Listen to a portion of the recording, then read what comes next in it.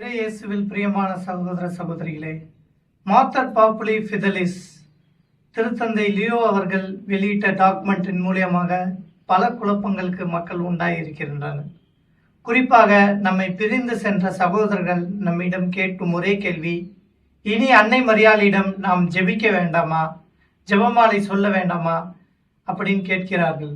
உதாரணமாக என்னுடைய புராட்டஸ்டன்ட் நண்பர் ஒருத்தர் கேட்டார், உங்கள் திருத்தந்தையை அறிவித்து விட்டார், அன்னை மரியாளை கோ ரிடம்ட்ரிஸ் கோ மீடியாட்ரிஸ் என்று கூற வேண்டாம் என்று, இனிமேல் நீங்கள் ஜெபமாலை ஜெபிக்க வேண்டாம் என்று கூறினார்.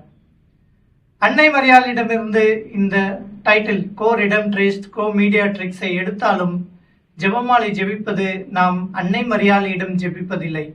மாறாக அன்னை மரியாளுடன் நாம் ஆண்டவரின் இயேசுவின் வாழ்வை தியானிக்கிறோம். நாம் திருவிவிலியத்தை எடுத்துக்கொள்ளும் போது நாம் பார்க்கிறோம், அருள் நிறைந்த மரியே வாழ்க.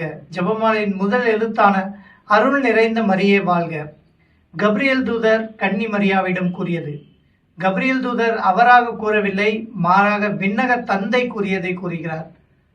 என்னுடைய புராட்டஸ்டன்ட் நண்பர்கள், சிஎஸ்ஐ நண்பர்களுக்கு நான் கூறும் ஒரே பதில் இதுதான், நீங்கள் அன்னை மரியாளை புறக்கணிக்கிறீர்கள் என்றால் நீங்கள் விண்ணக தந்தை சொன்ன வார்த்தையை புறக்கணிக்கிறீர்கள்.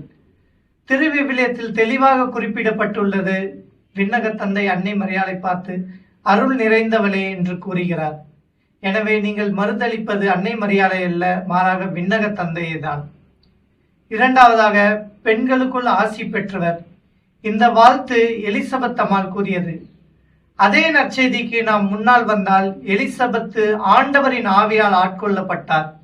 எனவே ஆண்டவரின் ஆவியால் ஆட்கொள்ளப்பட்டுதான் பெண்களுக்குள் நீர் பேறு பெற்றவள் என்று அன்னை மரியாளை பார்த்து எலிசபெத் அம்மாள் அங்கு கூறுகிறார்.